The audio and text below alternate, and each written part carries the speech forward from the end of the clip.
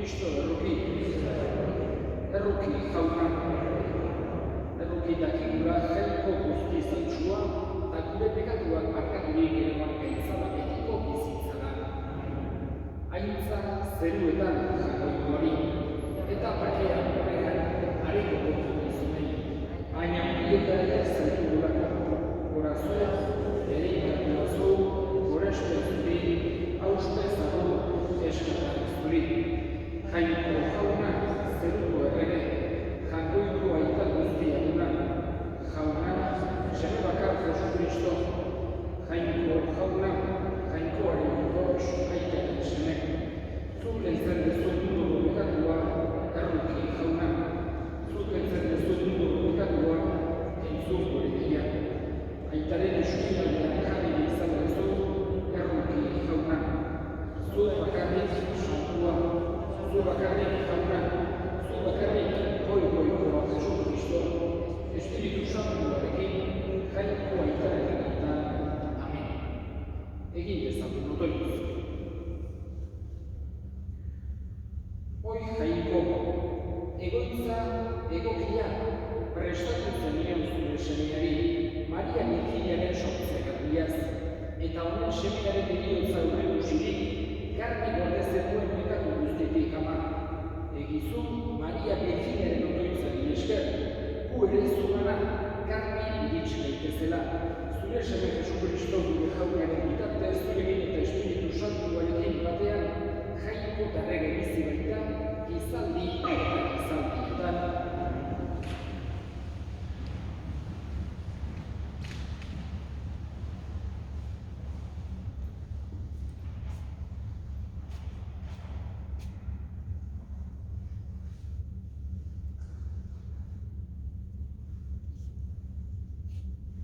Lectura del libro de Génesis. Después que Adán comió del árbol, el Señor Dios lo llamó. ¿Dónde estás? Él contestó, oí tu ruido en el jardín.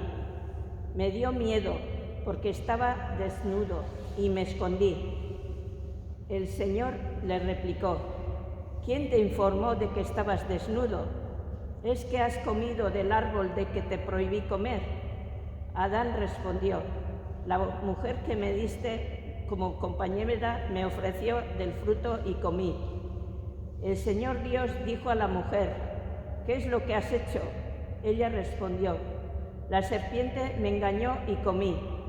El Señor Dios dijo a la serpiente, por haber hecho eso serás maldita entre todo el ganado y todas las fieras del campo.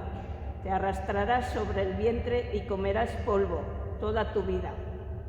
Establezco hostilidades entre ti y la mujer, entre tu estirpe y la suya. Ella te herirá en la cabeza, cuando tú la hieras en el talón. El hombre llamó a su mujer Eva, por ser la madre de todos los que viven. Jauna kesana. Salmo responsorial. Cantad al Señor un cántico nuevo, porque ha hecho maravillas. Cantad al Señor un cántico nuevo, porque ha hecho maravillas. Cantad al Señor un cántico nuevo, porque ha hecho maravillas. Su diestra le ha dado la victoria, su santo brazo. Cantad al Señor un cántico nuevo, porque ha hecho maravillas. El Señor da a conocer su victoria. Revela a las naciones su justicia. Se acordó de su misericordia y su fidelidad en favor de la casa de Israel. Cantad al Señor cántico nuevo, porque has hecho maravillas. Los confines de la tierra han contemplado la victoria de nuestro Dios. Aclamad al Señor tierra entera. Gritad, victoriad, tocad. Cantad al Señor un cántico nuevo, porque ha hecho maravillas. Lectura de la carta del apóstol San Pablo a los Efesios. Hermanos, bendito sea Dios, Padre de nuestro Señor Jesucristo, que nos ha bendecido en la persona de Cristo con toda clase de bienes espirituales y celestiales. Él nos eligió en la persona de Cristo antes de crear el mundo, para que fuésemos santos e irreprochables ante Él por el amor. Él nos ha destinado en la persona de Cristo, por pura iniciativa suya, a ser sus hijos, para que la gloria de su gracia, que tan generosamente nos ha concedido en su querido Hijo, redunda en la alabanza suya. Con Cristo hemos heredado también nosotros. A esto estábamos destinados, por decisión del que hace todo según su voluntad. Y así nosotros, los que ya esperábamos en Cristo, seremos alabanza de su gloria. Jaunak esana.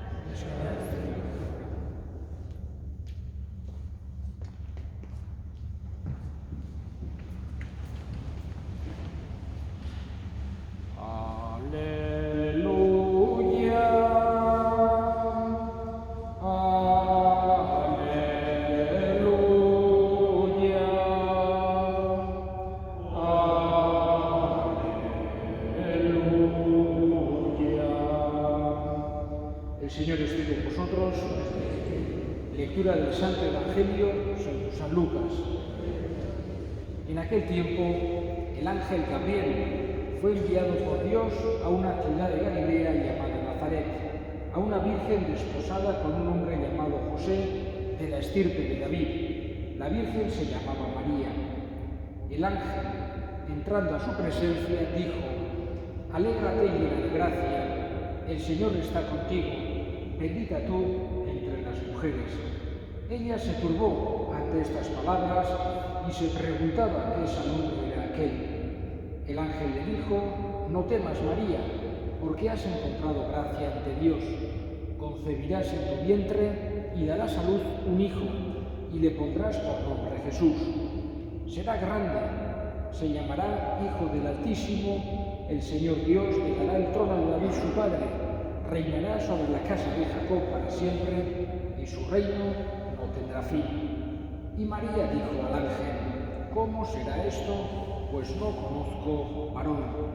El ángel le contestó: El Espíritu Santo vendrá sobre ti, y la fuerza del Altísimo te cubrirá con su sombra. Por eso el santo que va a nacer se llamará Hijo de Dios.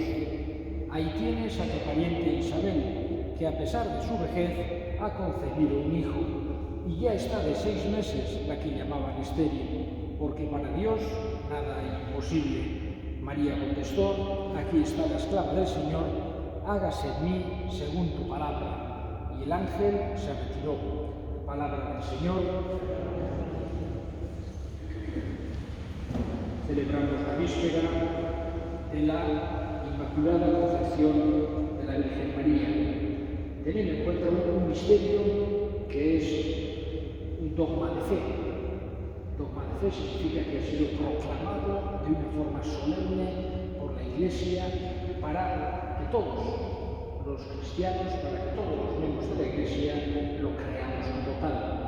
Pero no es que empieza a tener valor o empieza a ser verdad en el momento que se proclama, porque digamos que la proclamación del dogma de la Inmaculada tuvo lugar en el siglo XIX, el 8 de diciembre de 1854, en concreto la época en que estaba Pío IX como Papa. Pero no significa que a partir de entonces empieza, sino que a partir de entonces la Iglesia lo ha proclamado solemnemente y tenemos una garantía de que estamos en lo correcto, porque asiste al Papa aquella infalibilidad que Jesús quiso dejar a Pedro.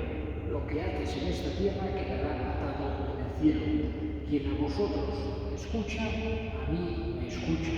Y por eso tenemos en cuenta que es un dogma, pero es una realidad que venía de muchísimo antes, desde muy al principio, digamos, del cristianismo. Tantos y tantos lo han profesado, lo han celebrado, incluso que la Virgen fue concebida sin pecado original. Es decir, ese, digamos, pecado original que a nosotros se nos perdona por el bautismo, por los méritos de Jesucristo, en el caso de la Virgen fue perdonado de forma anticipada. Es decir, quiso Dios que esos méritos de Jesucristo fuesen aplicados de una forma retroactiva. antes de que fuese un dogma, la teología, los teólogos que estudiaban el caso se hacían un poco lío a veces, porque algunos decían todo viene de la redención de Jesucristo. Entonces, antes de la muerte y resurrección de Jesús, ¿cómo podía haber aplicado Dios? Sin embargo, los que pensaban de esta manera no tenían en cuenta que para Dios el tiempo no es de la misma manera que para nosotros, no está atado al tiempo cronológico, no es que lo que ha sido hace 5 horas no tiene nada que verlo hace unos años o después. Para Dios es distinto, está por encima también del tiempo al que nosotros estamos completamente atrapados, incluso en cada segundo, podemos decir así, pero no es lo mismo para Dios.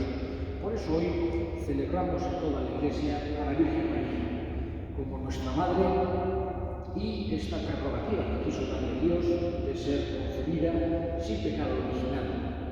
En concreto, el momento, y con esto termino, en que Pío IX quiso proclamar este dogma de fe, fue un momento especialmente difícil para la Iglesia, pero muy especialmente para él mismo, para el Papa Pío IX, que se encontraba fuera de Roma por unas dificultades de revoluciones que hubo en aquel momento.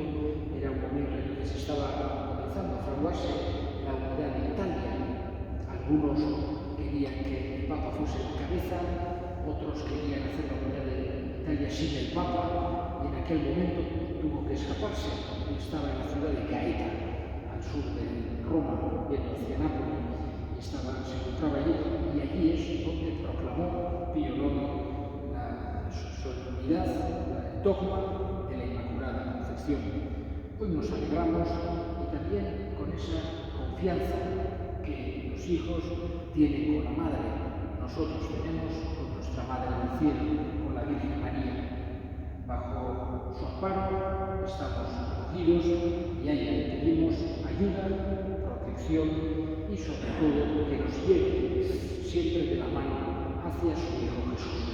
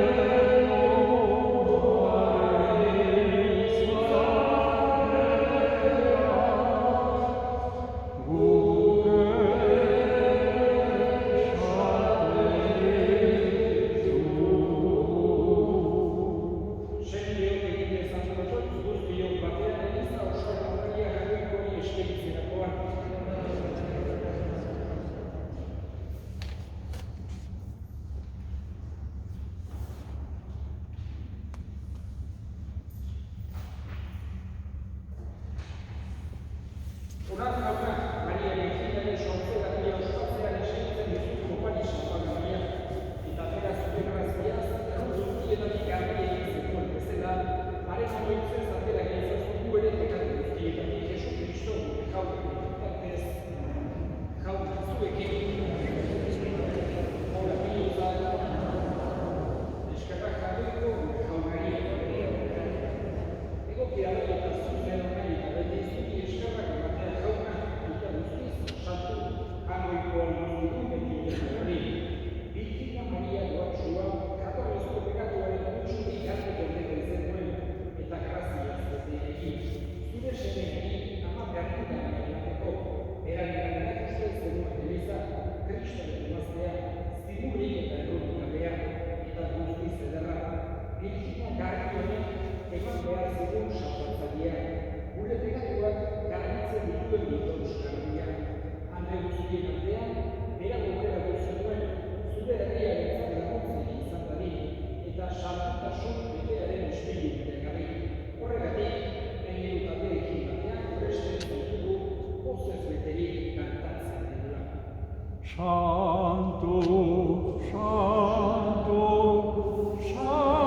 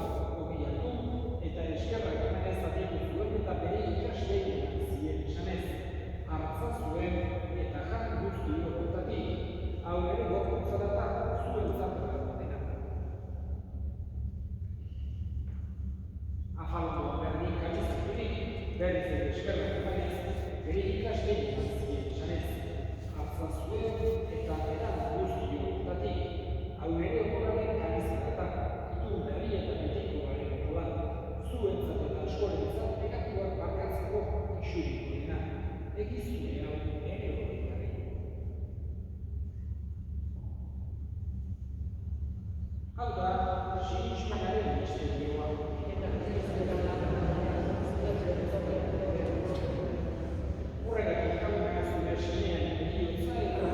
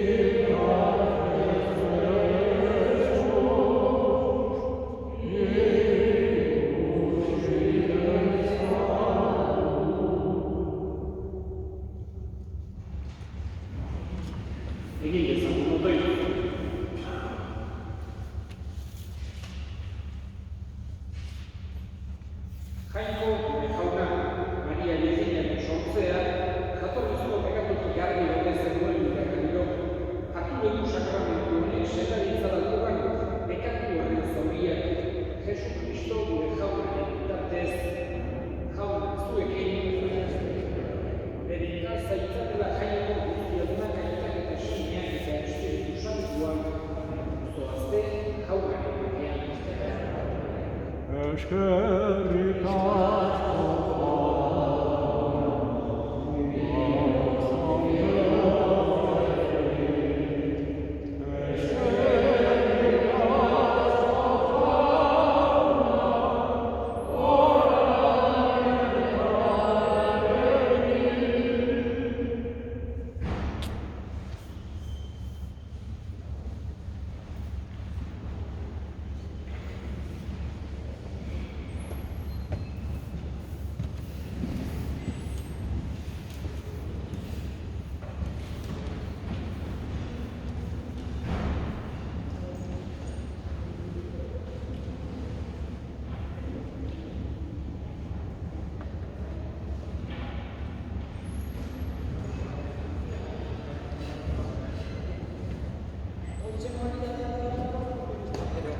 Sí, es muy fácil darle a los que votaban.